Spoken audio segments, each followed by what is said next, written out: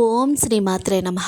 Hi viewers, ఎలా ఉన్నారు? అందరూ బాగుండాలని కోరుకుంటూ మరి ఒక వీడియోతో మీ ముందుకొచ్చానండి. మీ శ్రీజ్యోతి. ఆల్రెడీ అందరికీ తెలిసే ఉంది కదండి, నేను చేసుకున్న కార్తీక పౌర్ణమి పూజ అండి. నాకు అప్లోడ్ చేయడానికి టైం సరిపోలేదండి, అందుకని నేను కొంచెం లేట్గా అయితే అప్లోడ్ చేస్తున్నాను. మీ అందరికీ కానీ నచ్చితే కానీ ఒక లైక్ చేయండి, షేర్ చేయండి, సబ్స్క్రైబ్ చేసుకోండి. ఇప్పుడైతే మనం వీడియోలోకి వెళ్ళిపోదామా అండి. నేను ఇక్కడ వేసే ముగ్గేంటా అని ఆలోచిస్తున్నారా? నక్షత్ర ముగ్గు అండి ఇది. ప్రతి ఒక్కరికైతే తెలిసే ఉంటుంది. తెలియని వాళ్ళ కోసం ఏమైనా తెలుసుకోవాలి, నేను కూడా గీసుకోవాలి అనుకుంటే చాలా వీడియోస్ ఉన్నాయండి. ప్రతి ఒక్క ఏదో ఒకటి మనం నక్షత్ర ముగ్గు ప్రతి శుక్రవారము, మంగళవారము ఇంటి దగ్గర పూజ గదిలో వేసుకున్నా మంచిదేనండి, చాలా మంచి జరుగుతుంది.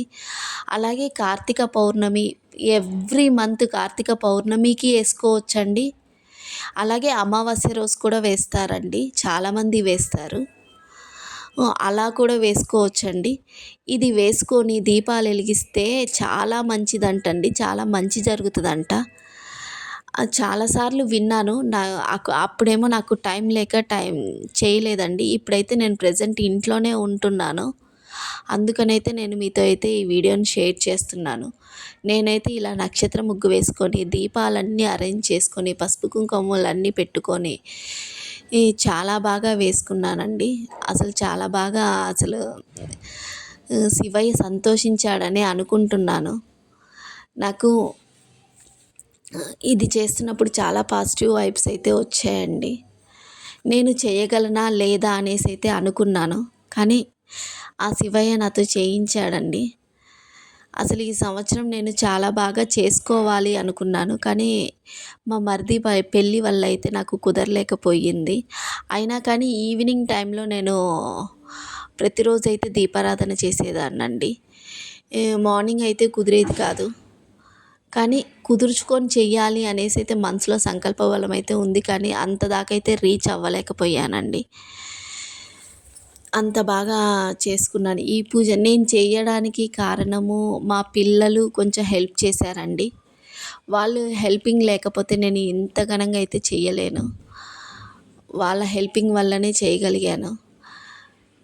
ఇవన్నీ అరేంజ్ చేయడం కానీ, ముగ్గేయడం దగ్గర నుంచి, దీపాలు వెలిగించడం దగ్గర నుంచి మొత్తం ప్రతీదీ వాళ్ళు చేశారండి. వాళ్ళు హెల్ప్ చేయకపోతే నాకు కొంచెం కష్టమై ఉండేది. ఇంకా పూజా గదిలో అన్నీ ఏర్పాటు చేసుకున్నానండి. అక్కడైతే నేను మీతో అయితే షేర్ చేయలేకపోయాను. అంటే మనము నైవేద్యం అన్నీ అక్కడ పెట్టాను, ఇక్కడైతే నేనేం పెట్టలేకపోయాను. కానీ ఇందులో నేను, నా ఇద్దరు పిల్లలు కొంచెం 365 ఒత్తులు వెలిగించుకున్నామండి. కానీ మా హస్బెండ్ రాలేదు ఇంకా ఆఫీస్ నుంచి. తను వచ్చిన తర్వాత తనది వెలిగించి టెంకాయ అయితే కొట్టారండి. టెంకాయ కూడా చాలా బాగా పగిలింది. నేనైతే పూజ ఇలా చేసుకున్నానండి.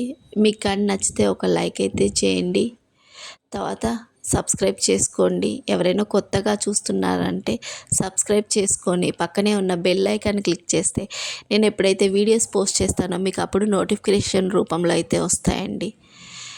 ఇలా చేస్తున్నప్పుడు చాలా పాజిటివ్ వైబ్స్ అయితే అనిపించాయండి. మా అమ్మాయి చాలా కష్టపడిందండి, మా అమ్మాయి మా అబ్బాయి కానీ అసలు వాళ్ళ కష్ట ఫలితమేనండి ఇదంతా మేము చేసుకోవడానికి.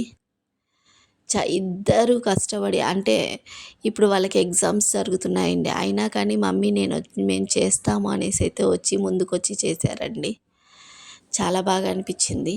అలాగే నదీ స్నానానికి వెళ్ళలేం కాబట్టి మేము ఒక టబ్బులోనే నీళ్ళు ఏర్పాటు చేసుకొని అరటి దొప్ప తెచ్చుకొని అందులో దీపారాధన చేసి, నేనైతే అరటి దొప్పలు అయితే నీళ్ళల్లో అయితే అలా వదులుకున్నానండి. అది కూడా చాలా బాగా అనిపించింది. ఇక్కడైతే నాకు పైన ఉందండి, నేను కింద కృష్ణుని అయితే పెట్టుకున్నాను. మా అమ్మాయి పసుపు అన్నీ పూసింది, కానీ నేను బొట్లు పెట్టింది అనుకున్నాను, పెట్టలేకపోయింది. తులసమ్మకి లోపలంతా పసుపు కుంకుమ అన్నీ పెట్టింది, కానీ పైన పసుపు పూసి బొట్టు పెట్టలేకపోయింది. నాకు రాధాకృష్ణుల బొమ్మ ఎప్పుడు పెట్టుకుంటానండి. అది పెట్టుకొని అక్కడ శివయ్యని ఏర్పాటు చేసుకొని నేను పూజ అయితే చేసుకున్నాను. మీకు కానీ నచ్చితే ఒక లైక్ అయితే ఇవ్వండి. నేనైతే ఇలా అయితే దీపారాధన చేసుకున్నాను. ఎలా ఉందో ఒక్కసారి అయితే కామెంట్ చేయండి.